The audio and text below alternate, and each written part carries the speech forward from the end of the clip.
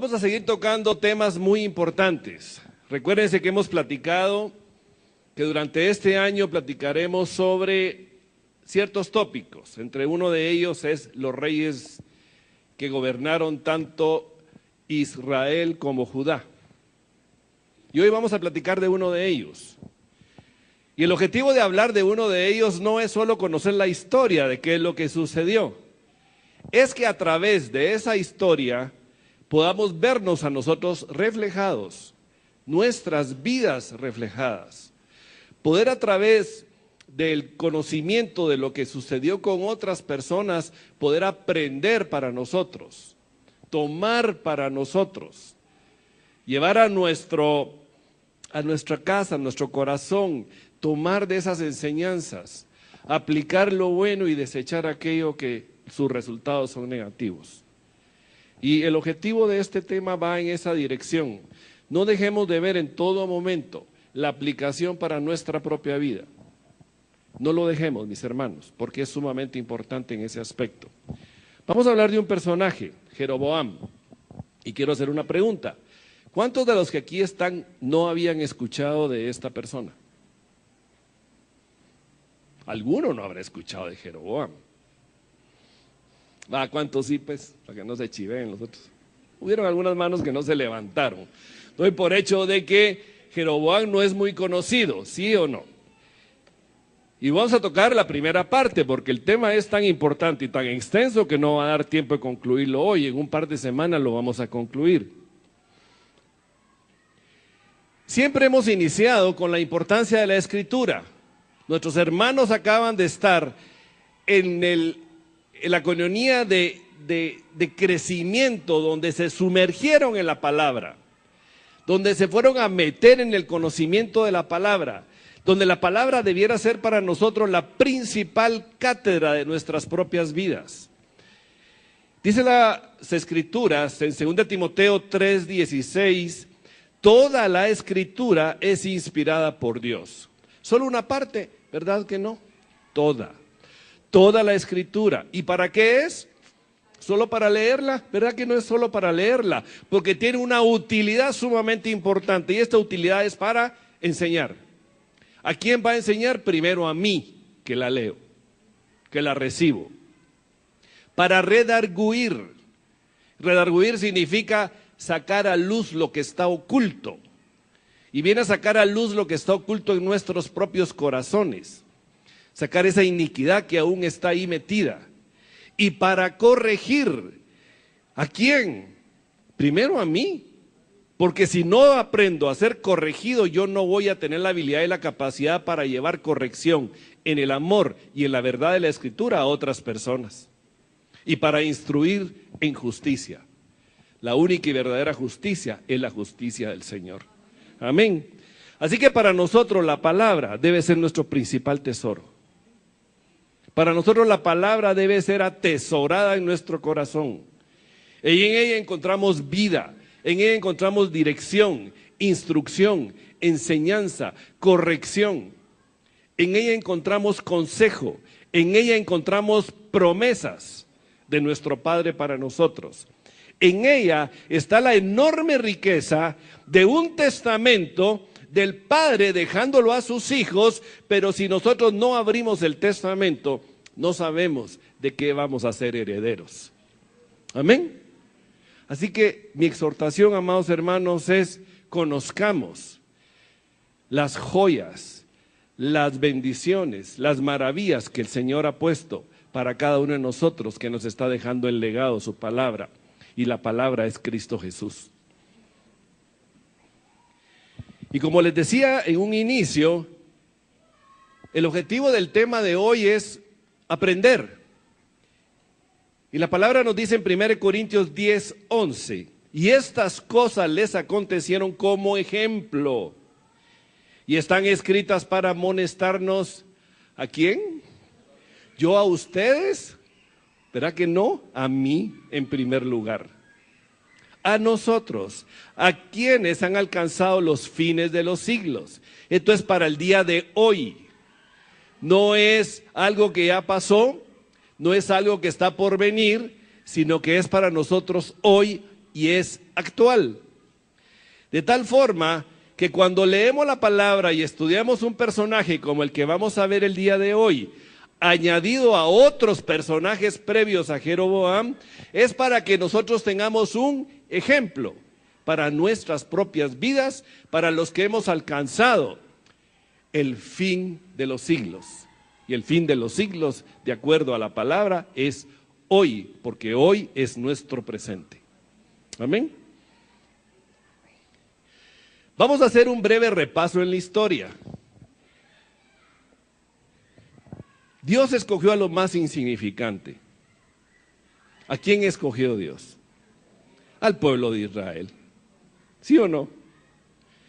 Para poder ver la historia de Jeroboam tenemos que ver, y la palabra nos dice en Deuteronomio 7:7, no por ser vosotros más que todos los pueblos os ha querido el Señor y os ha escogido, pues vosotros erais el más insignificante de todos los pueblos. Ups, ¿quién era yo antes de Cristo? Insignificante todavía era mucho. Todavía el ser insignificante me estaba dando una categoría que estaba más allá de lo que realmente merecía. En realidad estaba muerto en mis delitos y pecados, apartado de la gloria de Dios y destinado a la condena eterna en el infierno. Esa era mi condición, y la de ustedes, mis hermanos. Igualitos. ¿Y a quién escogió Dios? Me escogió a mí. No fui yo quien lo escogí a él. No fui yo el que le dije sí a Jesús, porque digo, con qué facilidad decimos el día que yo conocí al Señor, el día que yo recibí al Señor. Miren, el yo tiene que ser quitado, porque realmente solo por su misericordia, por su gracia, por su bondad, nos agarró del pelo y nos puso, mira, chico, chica, aquí estoy yo que soy el que he dado la vida por ti. Amén. Es Él, por su fidelidad y su amor. ¿Nosotros tenemos algún mérito? Ninguno. El único mérito que teníamos era el de estar condenados a muerte. Para llegar a Jeroboam, necesitamos retrocedernos en el tiempo, retrocedernos en el Antiguo Testamento, ver cómo el Señor llama a un varón, Abraham en ese entonces, de Ur de los Caldeos, lo va a sacar de la crema nata de la idolatría, de Babilonia, y le dice, venite, voy a hacer de ti un pueblo. Pero él mostró una característica importante, le creyó a Dios. Y porque le creyó, le fue contado por justicia a Abraham. Y su nombre le fue cambiado, y le fue cambiado por Abraham.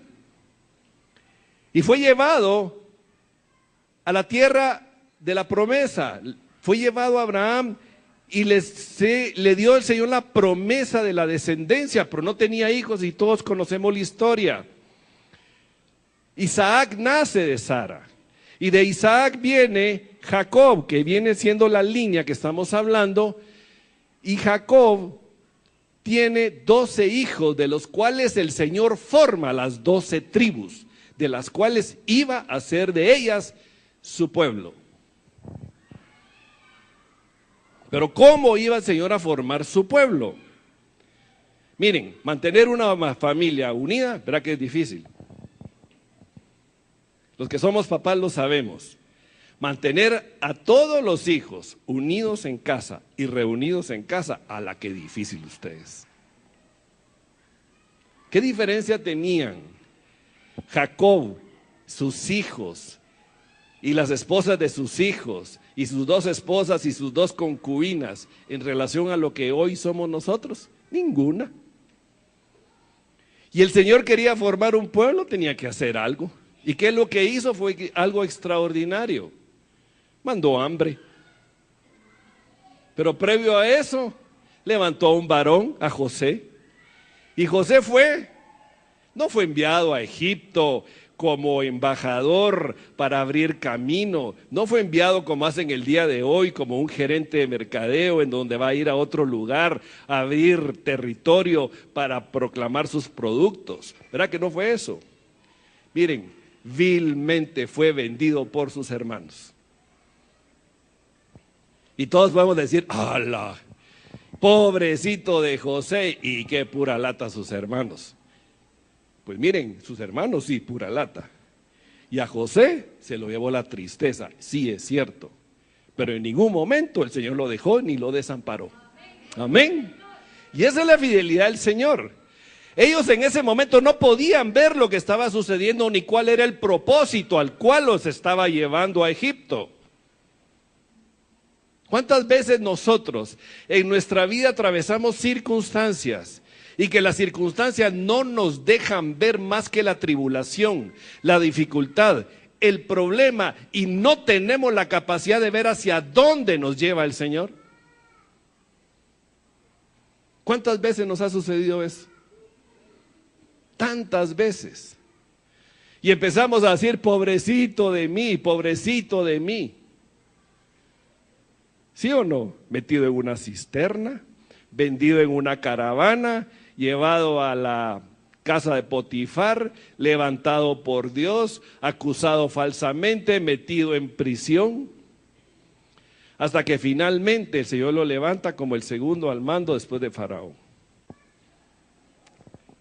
Le da la dirección el Señor. ¿Dónde encontró José la dirección para hacer lo que hizo? En su relación con el Señor. ¿Dónde vamos a encontrar nosotros la dirección para hacer lo que el Señor quiere que hagamos en medio de las tribulaciones y dificultades? En nuestra relación con el Señor, en la palabra, en conocer lo que sucedió atrás, en aprender lo que otros vivieron de tal manera de que podamos entender que si aquellos vivieron eso en esos momentos, bajo esas circunstancias, y hoy estamos nosotros en las nuestras, fiel y justo es Él para llevarnos en victoria al propósito para el cual Él nos ha llamado a cada uno de nosotros como somos sus hijos. Porque Él no derramó la sangre de su Hijo Jesucristo, ni entregó la vida de lo más valioso del cielo para que nosotros hoy, los hijos de Dios, tengamos una vida mediocre y en ignorancia de los planes del Señor. Amén. No es posible. Como hijos necesitamos empaparnos en los propósitos que tiene nuestro Padre para nosotros. Un hijo aprende pegado al papá. Un hijo aprende pegado y conociendo, aprendiendo, siendo discipulado, siendo guiado, siendo instruido, siendo corregido. Amén. Bien, trajo abundancia de cosecha en Egipto, pero después trajo hambre. Y el hambre lo que hizo es que Jacob, él y 69 más personas, 70 en total, llegaran a Egipto en busca de alimentos. Les dieron la mejor tierra, la región de Gosén, para que ellos, por ser campesinos que se dedicaban a los rebaños de ovejas, de cabras, de bueyes, los egipcios no hacían eso, se dedicaran a pastorear. Y empezaron a prosperar.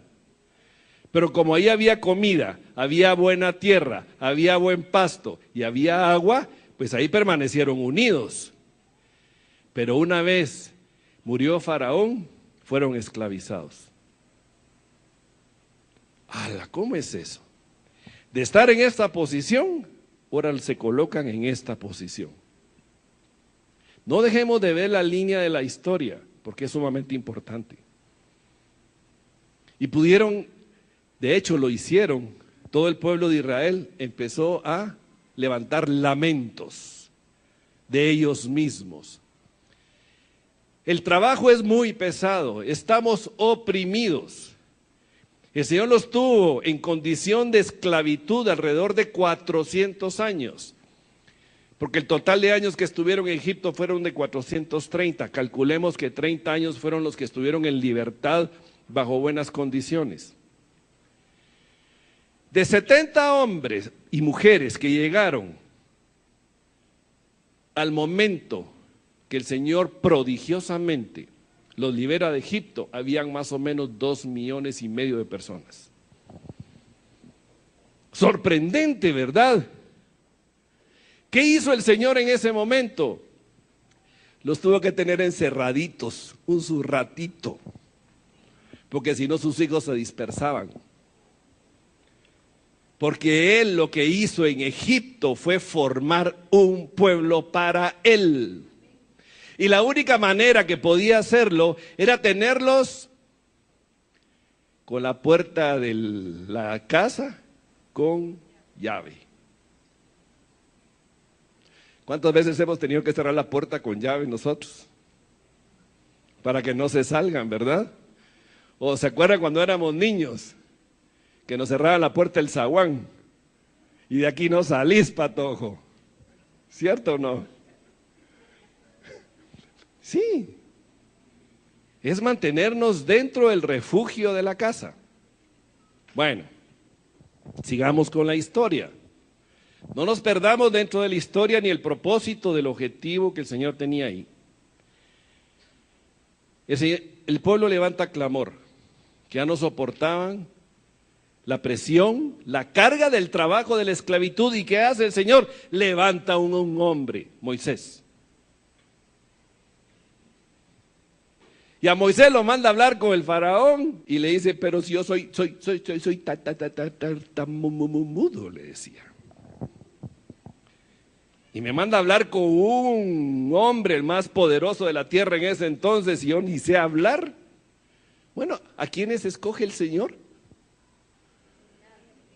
Él escoge a lo más pequeño, a lo más humilde, a lo más sencillo.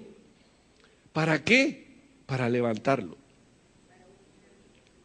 Y para humillar a los soberbios. Amén. Bien. ¿Qué hizo el Señor en Egipto? Miren, los prodigios que el Señor hizo en Egipto fueron tremendos. El poder que Él manifestó, 10 plagas. Cada una de esas plagas era un golpe directo a cada uno de los dioses egipcios.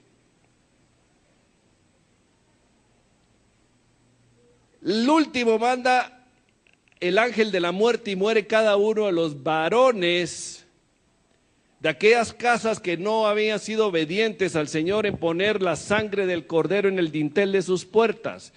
Les manda a celebrar la primera Pascua, los saca con poder y los traslada desde la región de Gosén hasta la orilla del Mar Rojo en una noche, una distancia de aproximadamente 130 kilómetros. Miren, háganme un favor ustedes. ¿Cómo puede una población de más o menos 2,5 millones de habitantes, incluyendo ganado, incluyendo todos sus cachivaches, sus carretas, sus tanates, lo que quieran ponerle, a pie, ni siquiera en Jumbo 747, ¿cierto o no? Trasladados 130 kilómetros en una noche? Y en el desierto, y sin luz, en alas de águila. Amén. Ese es el Señor. Merece la honra y la gloria. Bendito sea el Señor. Él en ningún momento se ha cansado de dar prodigios y milagros y mostrarlos con poder y fuerza a todos sus hijos y a su pueblo. Abre el Mar Rojo. Miren ustedes, yo hubiera querido estar ahí de veras. Pero ¿saben una cosa? Yo sí estuve en un Mar Rojo que fue abierto para mi vida, cuando conocí a Cristo.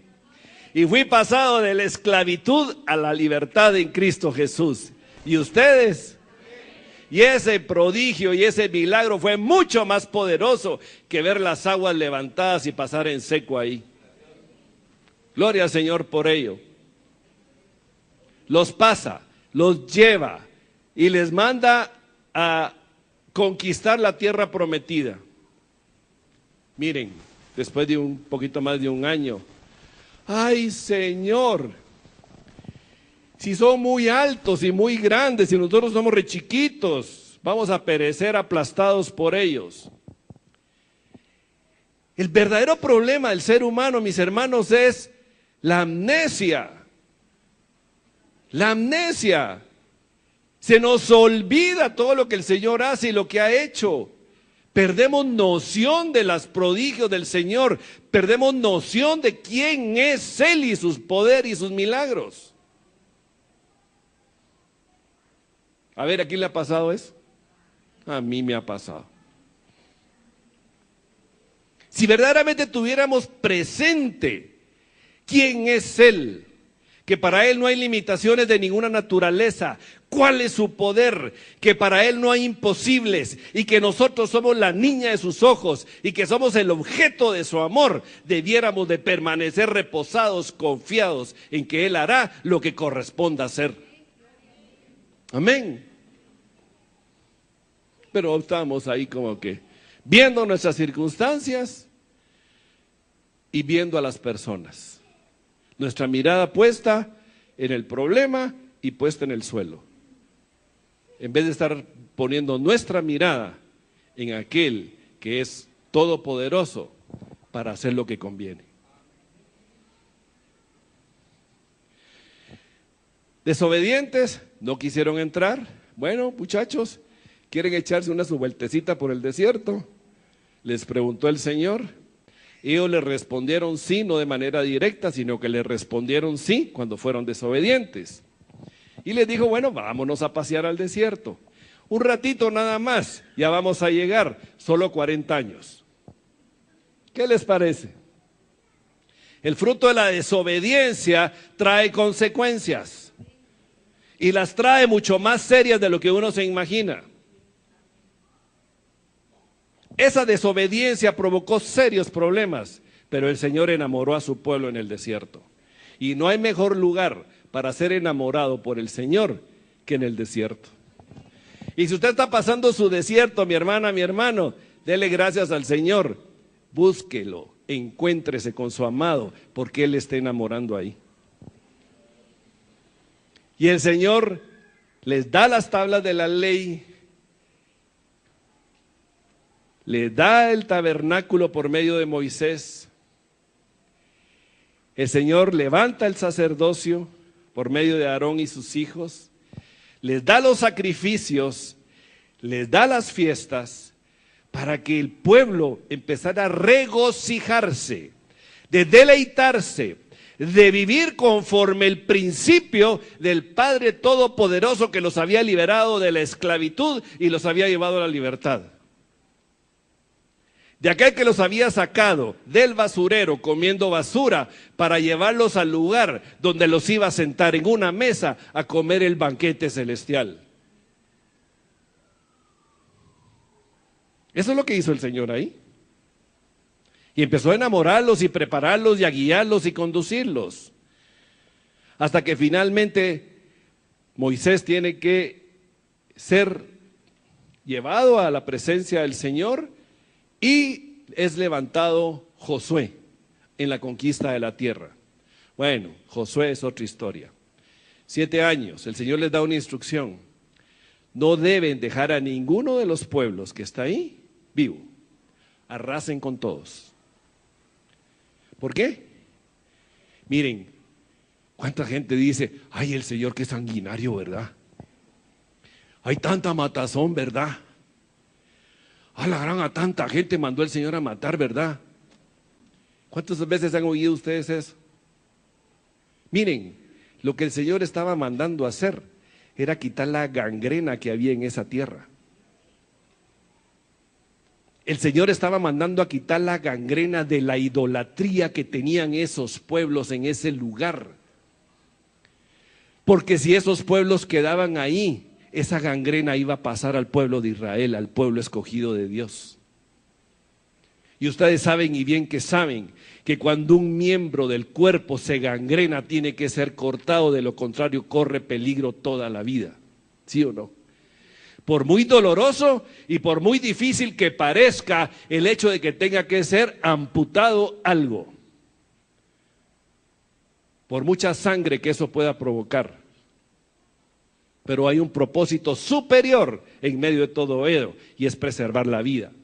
Y lo que el Señor estaba mandando era preservar la integridad espiritual del pueblo de Israel para que no se mezclaran con pueblos que los iban a conducir a la idolatría y a la desobediencia y a la adoración de otros dioses que no eran otro más que Él, el único digno de ser adorado.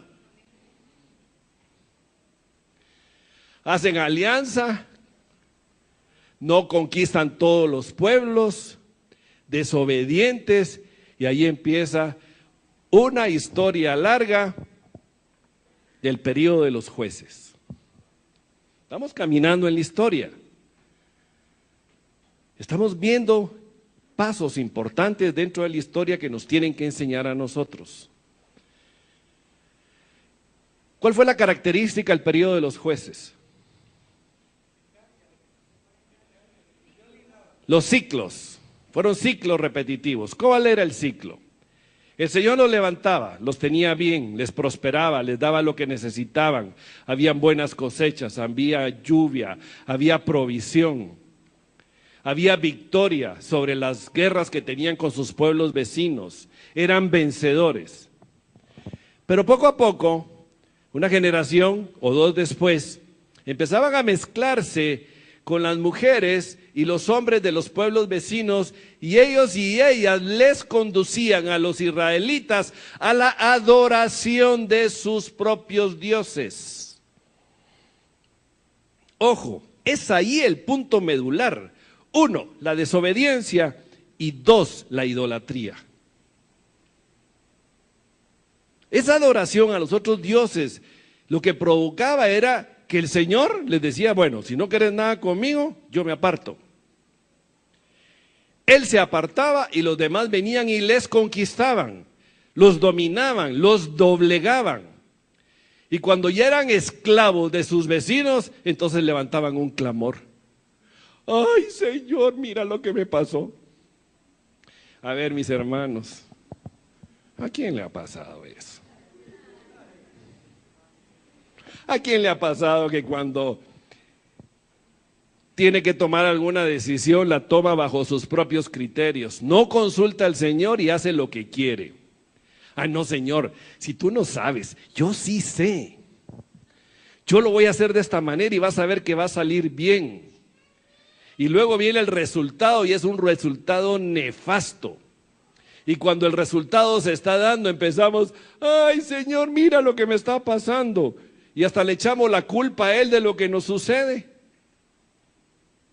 ¿Sí o no? Lo usamos como el Dios bombero, aquel que hay que ir a acudir a Él solamente en los casos de emergencia. Y Él no es un Dios bombero. Él es un papá que quiere una relación permanente con sus hijos. El pueblo se arrepentía. Y en el arrepentimiento el Señor levantaba a un juez y el juez los conducía de regreso a la libertad y a la victoria. Pero ni bien pasaba 1 o 2 generaciones y el ciclo se repetía. ¿Qué es lo que pasaba? Amnesia.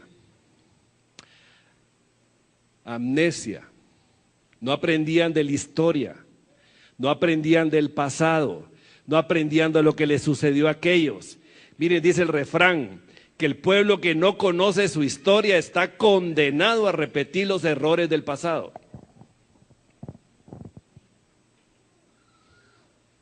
Y por eso estamos hablando de esa historia, para que hoy nosotros, aprendiendo de ella, no caigamos en repetir los errores del pasado, de aquellos que los cometieron.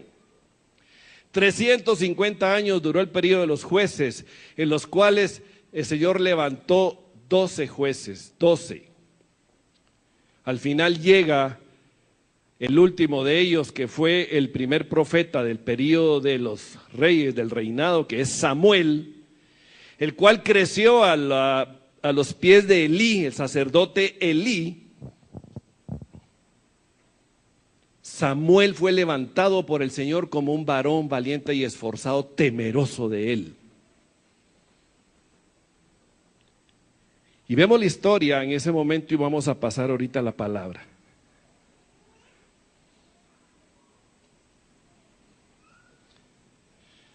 En 1 Samuel 8, 5, 7 nos dice, y le dijeron, he aquí tú has envejecido. Ya el pueblo hablándole a Samuel, ya Elí había muerto, los hijos de Elí habían hecho aberraciones de frente al Señor en cuanto a, habían tomado de los holocaustos que no les correspondía y habían prostituido los sacrificios. Y el Señor los mató.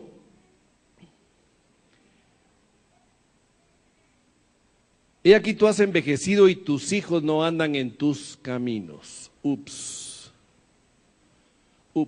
voy a hacer un alto ahí.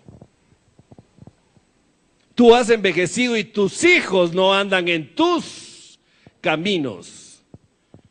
Samuel andaba en los caminos del Señor, pero sus hijos no. Samuel fue educado a los pies de Elí y los hijos de Elí no siguieron los caminos de su padre. Aprendió a no educar a sus hijos de Elí. ¡Qué error más grande! ¿Y nosotros, mis hermanos? Para nosotros debe ser una seria llamada de atención, para mí lo ha sido, la corrección a nuestros hijos. Nuestro primer temor santo y reverente es al Señor. Nuestra primera responsabilidad es ante el Señor, pero en ningún momento podemos descuidar la educación, corrección de nuestros hijos. Es importante que los eduquemos con temor santo y reverente, en la verdad de la palabra. Es importante que los mantengamos en la línea de la dirección de lo que la palabra dice y que no nos confabulemos con ellos en sus caprichitos, en sus deseos, que por no entrar en conflicto con ellos, ay, voy a ceder. Les voy a ceder espacio. No, es que yo sé que no está muy bien, pero si le digo que no lo haga, a la vieras lo que brinque y lo que grite y lo que dice y lo rezongón o rezongona que se pone. ¿A quién les ha pasado eso? A mí me ha pasado. Bueno, mi fidelidad mía, ¿para quién es? ¿Es al Señor o es a nuestros hijos? ¿Realmente queremos que nuestros hijos alcancen la salvación del Señor y que sean educados en el temor santo y reverente al Señor? Va a depender de nosotros en gran medida. Por supuesto que depende de la fidelidad del Señor, pero a nosotros nos ha sido encomendada una misión con ellos. Educarlos y guiarlos en el temor santo y reverente a Dios.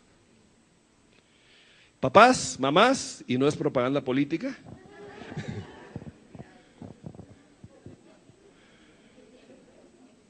Aprendamos de esto. Yo he estado aprendiendo de esto. No nos acomodemos. No bajemos la guardia. Seamos celosos de cuidar esas vidas para el Señor. Porque vamos a rendirle cuentas al Señor de la vida de ellos. No descuidemos nuestros hijos por nuestro ministerio. No descuidemos nuestros hijos y la educación de nuestros hijos por el trabajo. No lo descuidemos ni siquiera por nuestra pareja.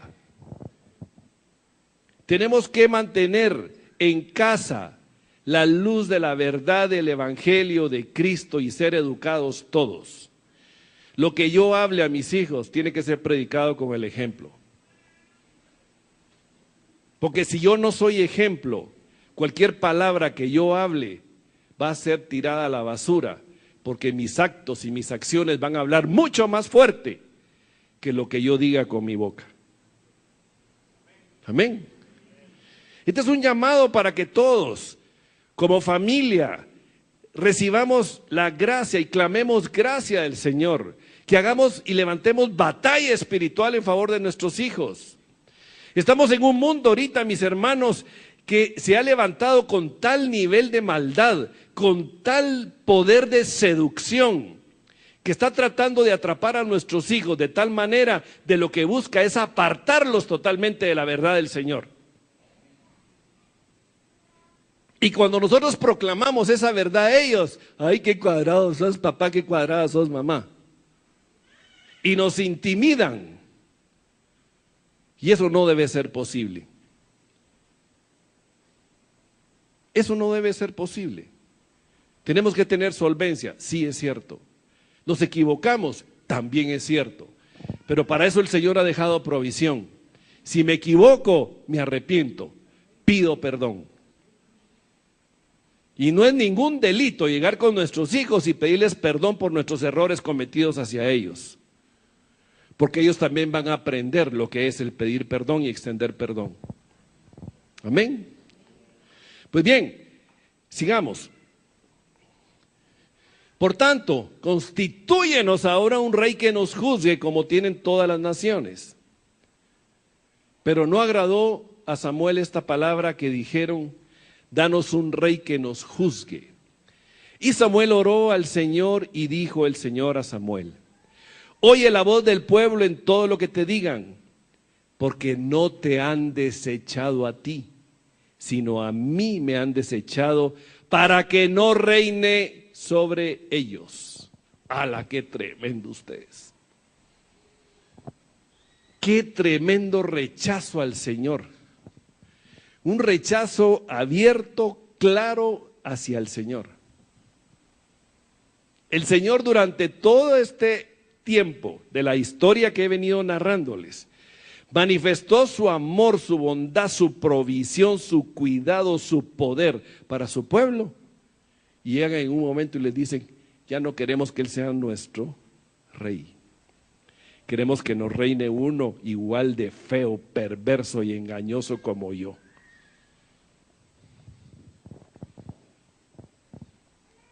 Tremendo. Desechar al Señor es cosa tremenda. Y el Señor lo dice: no te están desechando a ti, me están desechando a mí.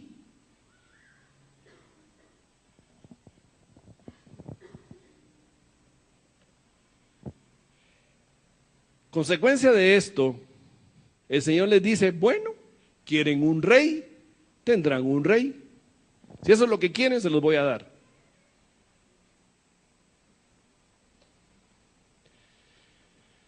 Primer rey levantado por el Señor, Saúl. Saúl fue desechado por causa de su rebelión. Era de esperarse, ¿no? La palabra dice en 1 Samuel 15, 22, 23, y este es un principio espiritual para nosotros el día de hoy, mis hermanos, por favor tengámoslo sumamente presente. Y Samuel dijo: ¿se complace el Señor tanto en los holocaustos y víctimas como en que se obedezca a las palabras del Señor? Ciertamente el obedecer es mejor que los sacrificios y el prestar atención que la grosura de los carneros. Porque como pecado de adivinación es la rebelión y como ídolos e idolatría la obstinación. Por cuanto tú desechaste la palabra del Señor, Él también te ha desechado para que no seas rey. ¡Hala, qué tremendo ustedes! ¡Uf! El Señor le había mandado a hacer guerra contra los amalecitas. Y la orden que recibió Saúl fue: arrasa con todos, mata desde el rey hasta el niño más pequeño, arrasa con sus ídolos, arrasa con todo su ganado, que no quede nada vivo. ¿Y qué hizo Saúl? Le perdonó la vida a Agag, el rey de Amalec, y conservó lo mejor del ganado. Y Samuel le dice: ¿y qué pasó? ¿No el Señor te mandó que hicieras lo que te dijo que hicieras y no lo hiciste? No, como así lo hice, le dijo Saúl, justificándose. Si yo traje lo mejor, mira, lo mejor del ganado para hacerle sacrificios al Señor, mira, yo le voy a hacer un buen sacrificio. Miren, cuántas veces nosotros cambiamos la instrucción del Señor por hacer las cosas a nuestra manera, creyendo y pensando que lo que yo creo, que lo que yo pienso, que lo que yo decido está mejor que lo que el Señor dice. Señor, a ti no te va a agradar tanto eso como lo que yo te voy a dar. Tú no sabes lo que a ti te agrada, Señor, pero yo sí sé. Así que yo me guardé esto porque mira, lo voy a sacrificar en favor tuyo. ¿Qué es eso? La palabra dice en Isaías que como trapos de inmundicia son nuestras obras de frente al Señor. Para Él la obediencia es vital, amados hermanos. No olvidemos esto. La obediencia al Señor es indispensable, ineludible,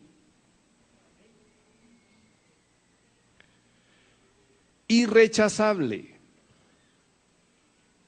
No podemos vivir si no es en obediencia.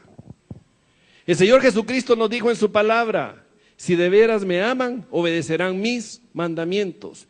El amor va a ser manifestado a través de la obediencia. Cuando nosotros somos obedientes, estamos manifestando una sujeción amorosa porque amamos, no porque somos obligados a obedecer. Cuando nuestros hijos obedecen, es porque están en amor y en sujeción amorosa a nosotros y responden por docilidad, porque su corazón ha sido puesto, un corazón dócil, un corazón obediente, un corazón dispuesto. Y el único que puede dar la gracia es el Señor sobre nosotros para ser obedientes. Solamente Él puede, y únicamente nosotros lo que podemos hacer es: Señor, clamo gracia sobre mi vida, para que la rebelión de mi propio corazón no se sobreponga a mi anhelo y mi deseo de ser obediente a ti. Porque sí hay lucha, y todos lo sabemos. Tenemos una lucha interior. Pero si Jesucristo ya venció, y todo lo puedo en Cristo que me fortalece, pues miren, aunque me lleve la tristeza, trataré y lucharé y me esforzaré por ser cada día más obediente. Amén. Miren la importancia de la obediencia. Este principio espiritual debe acompañarnos a nosotros a donde estemos y a donde vayamos, mis hermanos. David, a pesar de sus errores, como la muerte de Urías, se arrepintió. Hechos 13, 22 y 23 dice: el Señor, quitado les levantó por rey a David, quitado Saúl, de quien dio también testimonio diciendo: he hallado a David, hijo de Isaí, varón conforme a mi corazón, quien hará todo lo que yo quiero. De la descendencia de y conforme a la promesa, Dios levantó a Jesús por Salvador a Israel. Maravilloso. Dice: varón conforme a mi corazón, quien hará todo lo que yo quiero. Y ahí está marcando la obediencia de David. Por eso fue llamado un varón conforme al corazón del Señor. Hubo arrepentimiento. Se arrepintió de sus errores y pecados. David es la vara de medir para todos los reyes subsiguientes. Todos los reyes fueron medidos conforme la vara de David, pongámoslo de esa forma, el ejemplo de David. Y por amor a David, el Señor mantuvo esa fidelidad, porque del linaje de la tribu de Judá es que venía el Salvador de Israel, Jesucristo. Amén.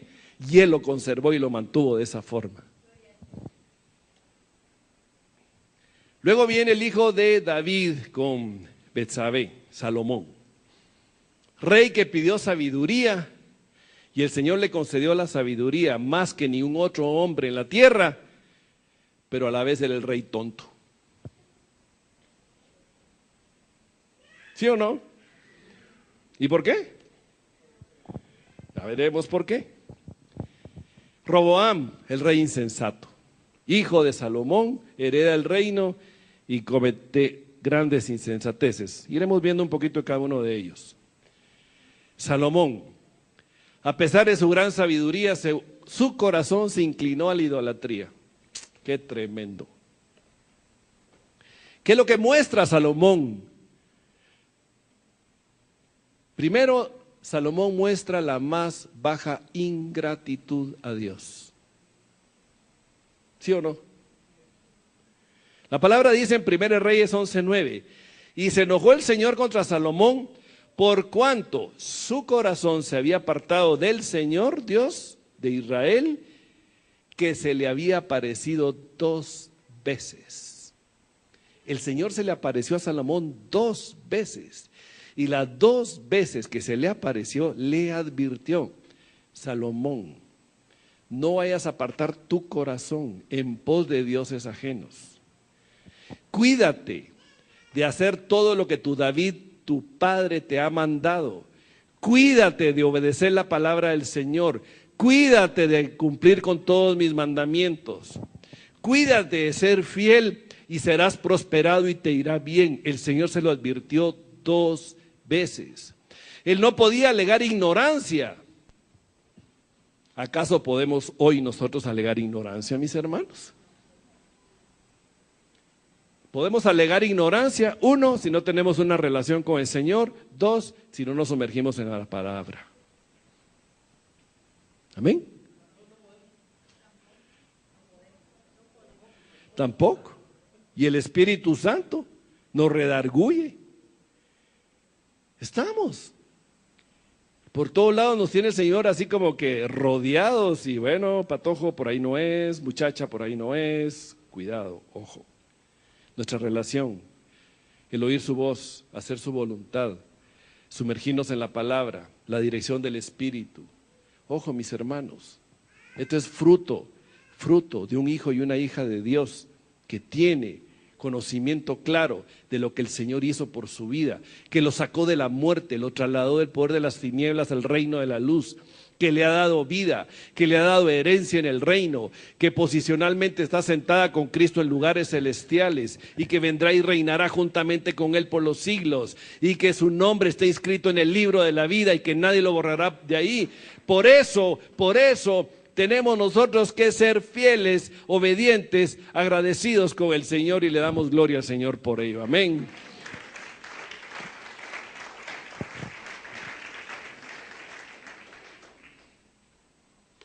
Y Salomón mostró también la más vil y voluntaria desobediencia. Primera de Reyes 11:10 dice: y le había mandado acerca de esto que no siguiese a dioses ajenos, mas él no guardó lo que le mandó el Señor.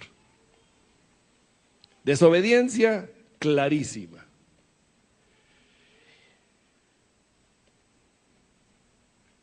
Luego viene el Señor y le dice a Salomón que su reino será dividido, fruto de su desobediencia. Y dijo el Señor a Salomón: por cuanto ha habido esto en ti y no has guardado mi pacto y mis estatutos que yo te mandé, romperé de ti el reino y lo entregaré a tu siervo. ¿A quién se lo iba a entregar?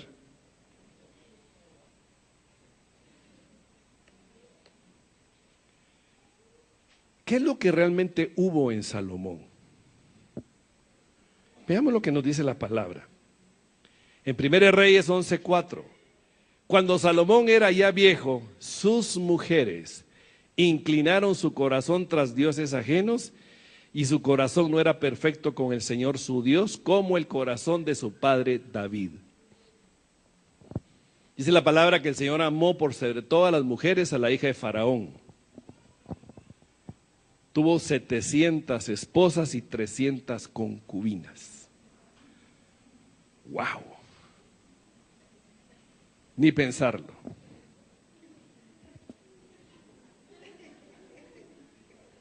Ni pensarlo. 700 esposas y 300 concubinas. 700 suegras dicen por aquí. Eso no se me había ocurrido. Bueno, miren, ¿cuál es lo tremendo de todo esto? Cuando el corazón de una persona se inclina a tratar de satisfacer a otros que ha amado, cede a sus caprichos y a sus deleites y a sus deseos. Y eso hizo Salomón. A pesar de su gran sabiduría, cedió y les construyó altares, construyó ídolos, levantó lugares altos donde hacían sacrificios a los ídolos. Muchos de ellos alrededor de Jerusalén, del templo que Salomón había levantado con tal majestuosidad como no había otro y nada habido en ese tiempo. Miren lo tremendo de todo esto. Su corazón se inclinó Y el mismo Salomón adoraba a los dioses de sus esposas y sus concubinas. ¿A quién dejó? Al Dios. Ya no te quiero a ti, me voy detrás de aquellos. Miren, es muy sencillo. ¿Qué representan esos dioses? El poder de las tinieblas. A Satanás y el poder de las tinieblas. Vamos a hacer blanco y negro las cosas aquí.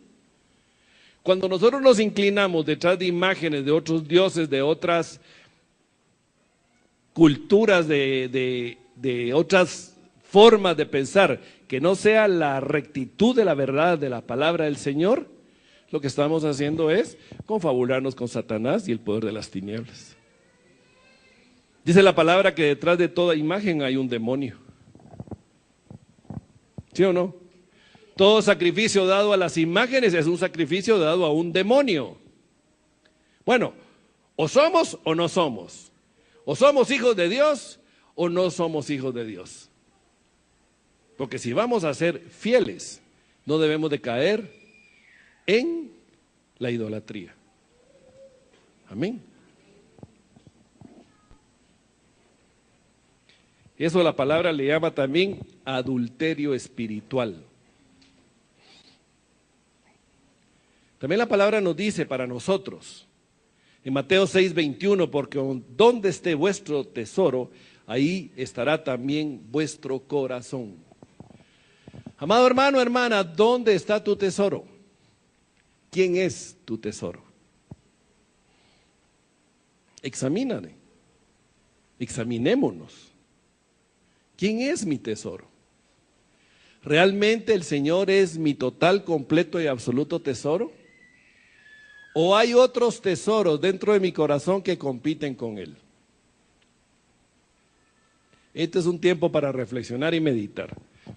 Y Proverbios 4:23 nos dice, sobre toda cosa guardada, guarda tu corazón, porque de él mana la vida. Si mi corazón se inclina detrás de los tesoros que no son el Señor, la vida que Cristo nos ha dado corre peligro. Amén. Por eso el Señor nos advirtió en la palabra y nos dice, tengan cuidado porque en los últimos tiempos vendrán quienes les engañen. Debemos de tener alto cuidado de ser engañados, primero por nuestro propio corazón, luego por las corrientes de este mundo que se están levantando el día de hoy. Y lo que está buscando es que los hijos y las hijas de Dios sean apartados de la verdad del Evangelio de Cristo y cada vez más jalados y seducidos hacia el mundo a tal punto de llevarlos a doctrinas extrañas para que apostaten de su fe. Amén. Es una advertencia que el Señor nos está dejando. Pablo se lo advierte a Timoteo, en los últimos tiempos vendrán aquellos que apostatarán de la fe. ¿Y cuáles son esos últimos tiempos? ¿Ustedes creen que va a ser hasta dentro de 5 siglos? Es hoy, el día de hoy. Los que están apostatando de la fe son los que están rechazando la gracia salvadora y santificadora de Jesucristo. Consciente, libre, voluntariamente, habiéndola recibido, habiendo degustado de la delicia de la salvación, de la delicia de la libertad, escogen irse en pos de aquello que no es nada de Cristo. Escogen irse por las tinieblas, así de sencillo. El ejemplo que nos está dejando los reyes que hemos hablado y las personas que hemos hablado, lo que ellos hicieron fue apostatar. ¿Sí o no? Desecharon al Señor, experimentaron la gracia, experimentaron el favor del Señor, experimentaron su bondad y le dijeron, no, ya no lo quiero, gracias. Eso es apostasía.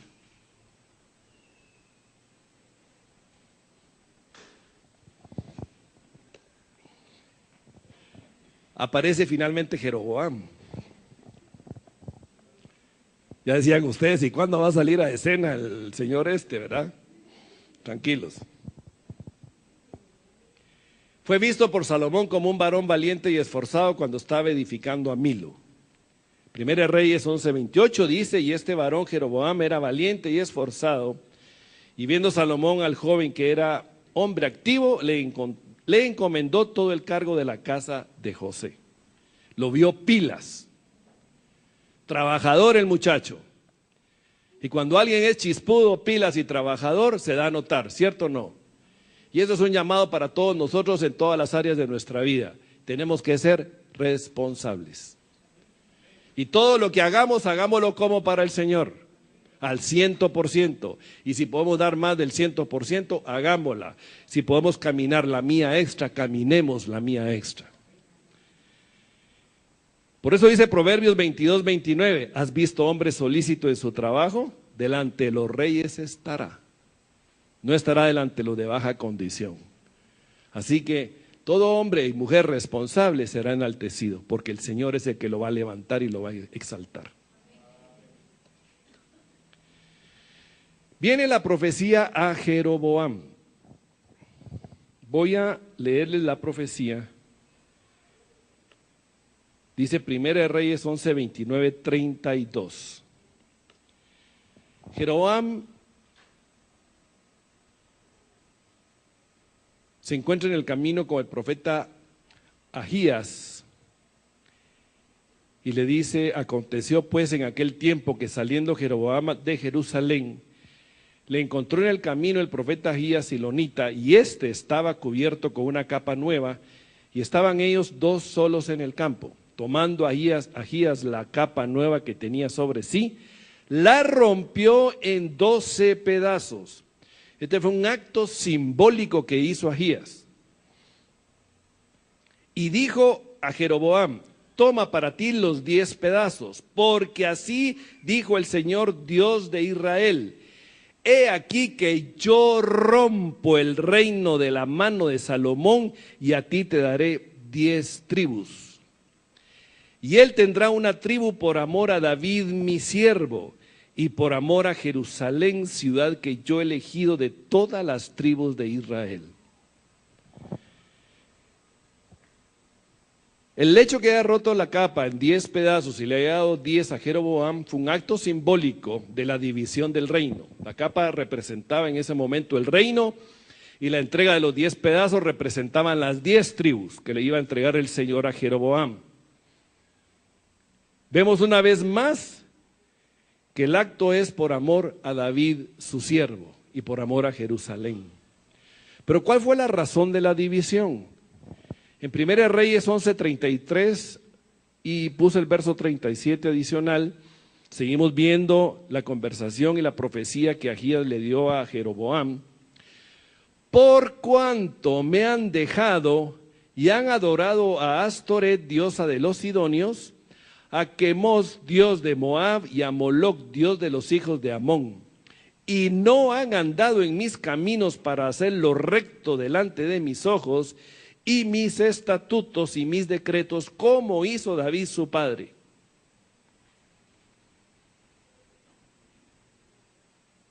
Había otra razón por la cual dividir el reino. Suficiente, ¿verdad? Hemos hablado ya bastante de ello esta mañana.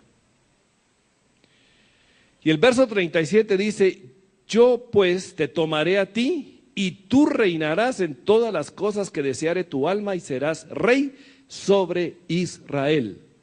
Miren mis hermanos, es difícil encontrar en el Antiguo Testamento un personaje que haya sido levantado tan alto, tan rápido como fue Jeroboam.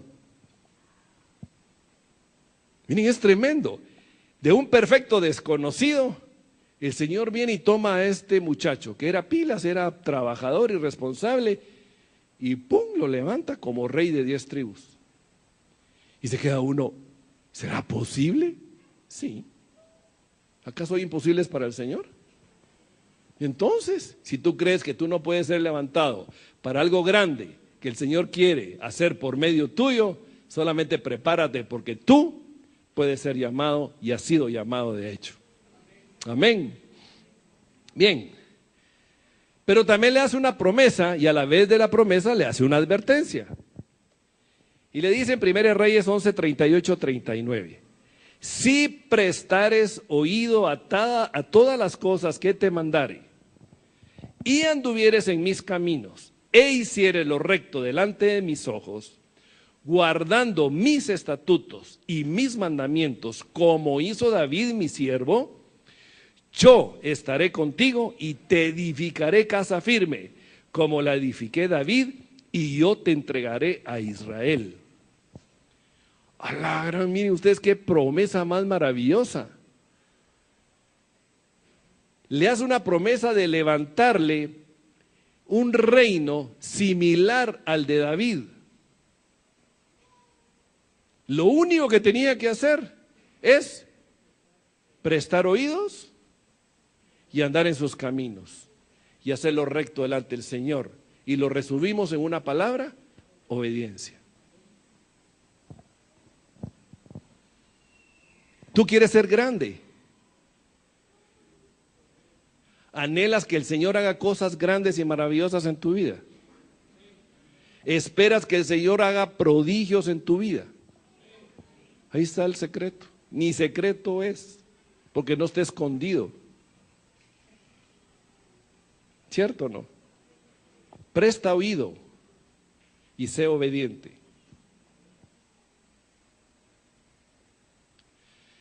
Luego aparece, yo afligiré a la descendencia de David, y me quedé ahí. A causa de esto, mas no para siempre. Bien, Roboam. Roboam sucede en el trono a Salomón, hijo de Salomón. Salomón había cargado enormemente al pueblo con tributos en virtud de todo lo que él hizo. Construyó el templo, aparte del templo hizo el palacio del rey, y aparte del palacio construyó muchas casas y palacios para sus esposas y concubinas. Y el pueblo estaba cargadísimo con tributos, ¿verdad? Entonces, un pueblo estaba cargado, ya no aguantaba con tanto impuesto. Algo parecido a lo que sucede el día de hoy, ¿sí o no? Y el pueblo pidió que bajaran los tributos, eso lo hace en 1 Reyes 12:4, pero Roboam, por su insensatez, no les escuchó. ¿Qué hizo Roboam? Primero consulta con aquellos ancianos que habían sido los sabios que aconsejaban a Salomón su padre. Y ellos le dijeron: mira, si tú oyes el clamor del pueblo y les aligeras la carga, ellos te servirán para siempre. Pero ¿qué hizo este patojo? Nada. No escuchó el consejo y se va con sus compañeros con los que había crecido. Y ellos le dijeron: mira vos, no hagas eso. Decirles que si siguen alegando que vos los si tu papá los afligió con un dedo, vos los vas a afligir con escorpiones. Así que no te aleguen porque les vas a cargar más tributos de los que ya tienen. ¿A quién le hizo caso Roboam? A sus compañeros. Miren, ¿qué enseñanza nos deja esto a nosotros? Aparte del consejo de la palabra que nosotros tenemos también el consejo de hombres y mujeres que saben, por la experiencia y la sabiduría que Dios ha dado, oír de ellos y escuchar lo que ellos tienen que decir para nuestras vidas. Y nunca dejemos de escuchar ese consejo. No debemos desechar el consejo, porque ese consejo es bendición para nosotros. Amén. Es importante. Proverbios 13:10 dice: ciertamente la soberbia concebirá contienda, mas con los avisados está la sabiduría. Se comportó soberbio Roboam. En eso Jeroboam asciende al trono y solamente las tribus de Judá y Benjamín se quedaron con Roboam. Hubo división. 1 Reyes 12:20, y aconteció que oyendo todo Israel que Jeroboam había vuelto, enviaron a llamarle a la congregación y le hicieron rey sobre todo Israel, sin quedar tribu alguna que siguiese la casa de David, sino solo la tribu de Judá. Bien, cuando le llegaron a pedir a Roboam la solicitud, Jeroboam iba juntamente con ellos. Y cuando les dijo Roboam que miren, que seguían igual y si seguían pidiendo iban a estar peor, entonces el pueblo dijo: mira, ya no queremos nada con este. Hubo división en ese momento. Bien, vamos a concluir con una exhortación final. Hebreos 4:11 nos dice la palabra, amados hermanos: procuremos pues entrar en aquel reposo, para que ninguno caiga en semejante ejemplo de desobediencia. ¿A qué reposo se refiere la palabra? Consideremos el reposo de la obediencia, para no caer en el ejemplo de la desobediencia.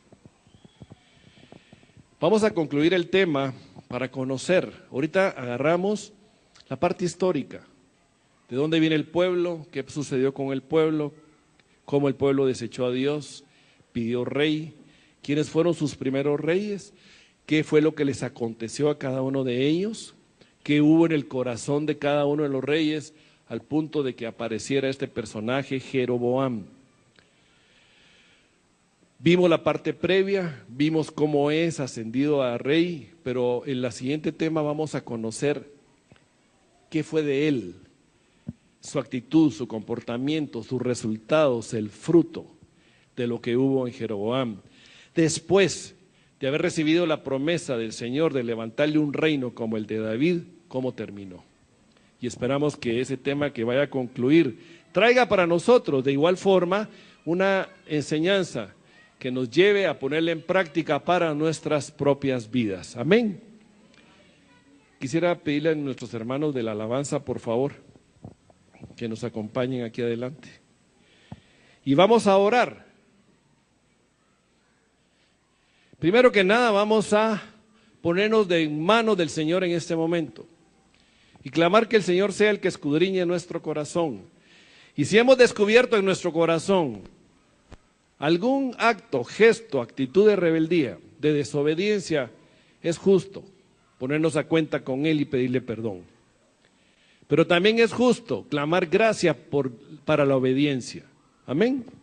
Así que Padre, amado Señor, en el nombre de Jesús, nombre sobre todo nombre, venimos hoy ante ti y queremos clamar gracia, clamar la sabiduría, la luz, la dirección de tu Santo Espíritu.